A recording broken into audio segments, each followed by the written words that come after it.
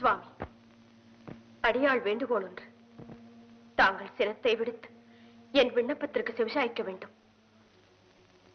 தாட்சாயணி, அனைத்து உணர்ந்தவள் நீ. ஆத்திரப்படும்படி ஏதும் கேட்க மாட்டா என்பது எமக்கு தெரியும். விஷயத்தை சொல். பிள்ளைகள் வளர்ந்து ஆளாகிவிட்டாலும் பெற்றோர்களுக்கு கட்டுப்பட்டவர்கள் தானே? ஆண் பிள்ளையாக இருந்தால் அந்திய காலம் வரை பெற்றோருக்கு கட்டுப்பட்டவன். பெண்ணாக பிறந்து விட்டால் பருவம் அடைந்த பிறகு மற்றொருவனுக்கு மாலையிட்டு விட்டால் கணவனுக்கு தான் கட்டுப்பட்டவள். மற்றொருவருக்கு மாலையிட்ட பின் பெற்றவர்களை அந்த பெண் மறந்துவிட வேண்டியதுதானா? சுற்றி வளைத்து நீ எங்கு வருகிறாய் என்று எமக்கு புரிகிறது. சுருக்கமாக சொல். சுவாமி, கோபப்பட்டு விடாதீர்கள். மறுமுறையும் மன்றாடி கேட்டுக்கொள்கிறேன். என்ன கேட்கப் போகிறாய்? என் தந்தை தட்சன் நடத்தும் யாகத்திற்கு சென்று வர வேண்டும் என்று மனதில் தோன்றுகிறது. உத்தரவு கொடுப்பீர்களா? என்னை அவமானப்படுத்த வேண்டும் என்பதற்காகவே எனக்கு அழைப்பு விடுக்காமல் யாகத்தை தொடங்கி இருக்கிறான் தட்சன். எனக்கு வழக்கமாக சேர வேண்டிய அவர் பாகத்தையும் தர மறுக்கிறான். அப்படிப்பட்ட கொடியவன் நடத்தும் யாகத்திற்கு நீ செல்வதா? உன் தந்தையாய் இருப்பதால் அவன் தவறை மறைப்பதா? அதற்கு நான் உத்தரவு தருவதா? வெட்கம். சுவாமி, அவர் அழைக்க மறுத்ததையும் அவிர்வாகம் கொடுக்காமல் இருப்பதையும் குற்றம் என்று சுட்டிக்காட்டி உங்களையும் வரவேற்று யாகத்தையும் முடியுங்கள் என்று அறிவுரை கூறத்தான் போகிறேன். அறிவு தட்சனுக்கு ஏராளம், அதைவிட ஆணவம் ஏராளம் ஏராளம். அந்த ஆணவத்தை அகற்றி நல்லறிவு புகட்டத்தான் நான் போகிறேன். உன்னால் முடியாது. ஏன் முடியாது? அவன் அழியும் காலம் வந்து விட்டது. அதை தடுத்து நான் நிறுத்துகிறேன். நடக்காது. ஏன் நடக்காது? அவன் விதி முடிந்து விட்டது. அந்த விதியை என் மதியால் வெல்லுகிறேன். வேதையே அவமானப்பட்டு திரும்ப போகிறாய்.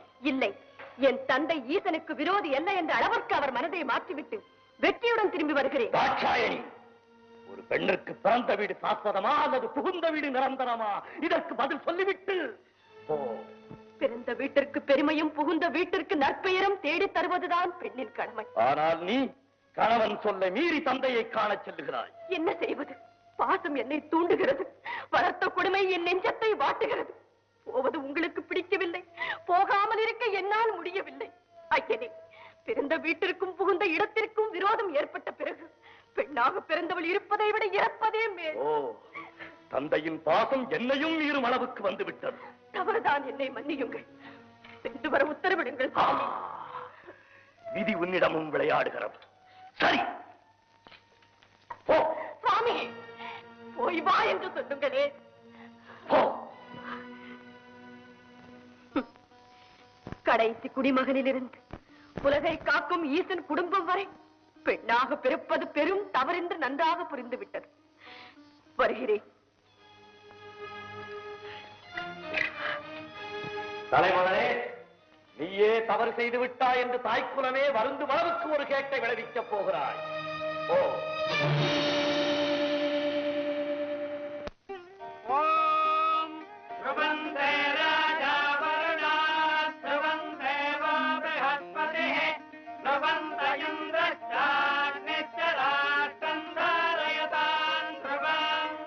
தயவு செய்து ஒரு சிறிது நாளிய யாகத்தை நிறுத்துங்கள்.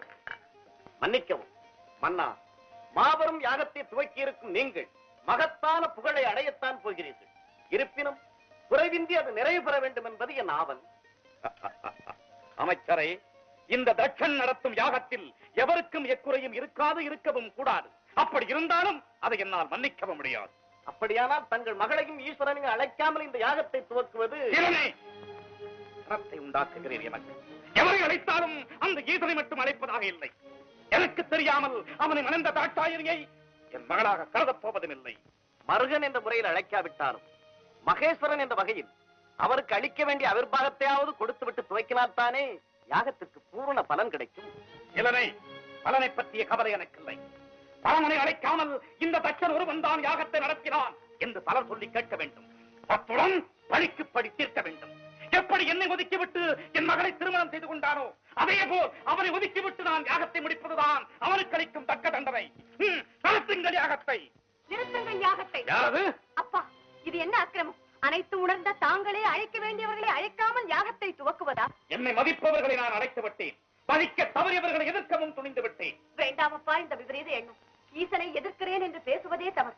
அதிலும் என்னை வைத்துக் கொண்டு பேசுவது மாபெரும் தவறு. தவறோ சரியோ முறையோ ஈசனை அழைக்க மாட்டேன். இந்த உறுதியில் இருந்து எவர் தடுத்தாலும் கேட்க மாட்டேன். அப்பா, ஆத்திரத்தில் அறிவிழக்காதீர்கள். மாமன் வீட்டில் மாபெரும் விழா நடக்கும் சமயம் மருமகன் இல்லாமல் இருப்பது தவறென்று உங்களுக்கு படவில்லை. மருமகன் அப்பா, அந்த ஈசன் எனக்கு மருமகன் அல்ல, நீ எனக்கு மகன் அல்ல. சென்று விடு. திரும்பி செல்லத்தான் வந்தேனே தவிர உங்கள் இல்லத்தில் நிரந்தரமாக இருக்க வரவில்லை. அத்துடன் தகாத முறையில் சென்று அழிவுக்கு வழி தேடிக்கொண்டான் தட்சன் என்ற தவறான பெயரை எடுத்து விட வேண்டாம் என்று தடுத்து சொல்லவே நான் வந்தேன். நீ யார் என்னை தடுக்க? உம்மையும் இந்த உலகையும் கட்டி காக்கும் ஈசனின் மனைவி. ஈசன் இறந்தவர்களின் சடலத்தை எரித்த சாம்பலை உடலெங்கும் பூசிக்கொள்ளும் பித்தன், பேய்கள் நடமாடும் சுடுகாட்டை கட்டி காக்கும் சடையன். அந்த இடுகாட்டு தலைவனின் மனைவியை எதிர்கொண்டு அழைக்க இங்கு யாரும் விரும்பவில்லை. போய்விடு. போக மாட்டேன். தட்சனே, உன் மகள் செத்து விட்டாள். பரமன் மனைவி என்ற முறையில் உரிமையோடு கேட்கிறேன். அவருக்கு சேர வேண்டிய அவிர்வாகத்தை கொடுத்துவிட்டு பின் யாகத்தை துவக்கு. அவிர்வாகமா? ஈசனுக்கா? நான்காவா? இந்த தட்சன் உலகத்தில் வாழும் முறை பரமனுக்கு எப்பாகத்திலும் பங்கில்லை. அவிர்வாகத்தை தர மறுத்தால் உன் யாகமும் நடக்கப் போவதில்லை. மதிகட்டவனே, என் பெயர் சொல்லி அழைக்க உனக்கு உரிமை இல்லை. நான் உனக்கு மகளும் அல்ல, நீ எனக்கு தந்தையும் அல்ல. உன் யாகம் அழியட்டும், உனது ஆணவம் ஒழியட்டும். ஆண்டவனை மதிக்க தவறியவர்க்கெல்லாம் உனது சரித்திரம் ஒரு பாடமாக அமையட்டும். உனது அறிவு, நீ பெற்ற வரங்கள் அனைத்தும் தொலைந்து போகட்டும். உன் அகந்தைக்கு தக்க தண்டனை கிடைக்கட்டும். தக்க தண்டனை கிடைக்கட்டும். தக்க தண்டனை கிடைக்கட்டும். சுவாமி, இறைவா, பிரபு, பரம்பொருளே. எங்கு வந்தாய்? எதற்காக வந்தாய்? எந்த முகத்தோடு என்னை பார்க்க வந்தாய்? ஐயனே, என்னை மன்னித்து விடுங்கள். பெண் புத்தி பின் புத்தி என்ற சொல்லுக்கு இலக்கணம் கண்டுவிட்டேன். பாசத்திற்காக சென்று பலனை அனுபவித்து விட்டேன். போதும், நான் பட்டது அனைத்தும் மறந்து அடியாரை ஏற்றுக்கொள்ளுங்கள். உன்னை இனி நான் ஏற்றுக்கொள்வதா? யார் நீ? நான் யார் என்பதை கூடவா மறந்து விட்டீர்கள்? நினைத்தாலும் நினைவிற்கு வரவில்லை. உங்களையே சதம் என்று நம்பி வந்திருக்கும் என்னை சோதித்து விடாதீர்கள். ஏற்றுக்கொள்ளுங்கள். என் சொல்லை மீறி என் வாயிற்படியை கடந்த போதே என் மனைவி இறந்து விட்டாள். என் பரம எதிரி தட்சனின் மகள் தாட்சாயணி தான் இப்போது வந்திருக்கிறார். இல்லை இல்லை, இனி ஒரு முறை என்னை தட்சன் மகள் என்று சொல்லாதீர்கள். அவர் எனக்கு தந்தையும் அல்ல, நான் அவருக்கு மகளும் அல்ல என்று ஊரறிய சொல்லிவிட்டு அவர் யாகமும் முடியாமல் போகட்டும் என்று சபித்து விட்டு வந்தேன். உன் சாபம் அவனை ஒன்றும் செய்யாது. என்னால் ஏவப்பட்டிருக்கும் வீரபத்ரன் இந்நேரம் தட்சனை பழிவாங்கி யாகத்தையும் அழித்திருப்பான். எப்படியோ தொலையட்டும். என்னை பொறுத்தவரை தவறை உணர்ந்து விட்டேன். மன்னித்தேன் என்று ஒரு வார்த்தை சொல்லுங்கள். மனதால், வாக்கால், காயத்தால், முக்காலும் உனக்கு மன்னிப்பே கிடையாது. போக மாட்டேன். உயிரை விட்டாலும் உங்கள் திருவடிகளில் விடுவேனே தவிர இந்த இடத்தை விட்டு ஒரு கணமும் என்னால் பிரிந்திருக்க முடியாது. கிடையாது. என்னோடு சேர்ந்து வாழும் பாக்கியம் இனி உனக்கு கிடையாது. சுவாமி, சோதித்தது போதும். இனி வேதனையை என்னால் தாழ முடியாது. ஏற்றுக்கொள்ளுங்கள். சக்தி, உன் நிலைமை மறந்து தட்சன் மகள் என்ற பாசத்தால் தவறு செய்து விட்டாய். இதற்கு தக்க தண்டனை நீ என்னை பிரிந்திருக்க வேண்டியது. தவறு செய்வது மனித இனம், மன்னிப்பது தெய்வீக குணம் என்று உலகிற்கே உபதேசம் செய்த தாங்களா இப்படி பேசுகிறீர்கள்? உன் தவறுக்கு மன்னிப்பே கிடையாது. போ. அப்படி முடிவு கட்டி விடாதீர்கள். என்னை பிரிந்து தனிமையில் இருக்க வேண்டாம். உன் துணை இனி எனக்கு தேவையில்லை. உலகில் இனி நாமே தனித்து இயங்கிக் கொள்வோம். உறுதியாகத்தான் சொல்கிறீர்களா? இறுதியாகவும் சொல்லுகிறேன். எங்கே? என்னை பார்த்து இனி ஒரு முறை சொல்லுங்கள். உன் முகத்தை பார்க்கவும் தயாராயில்லை.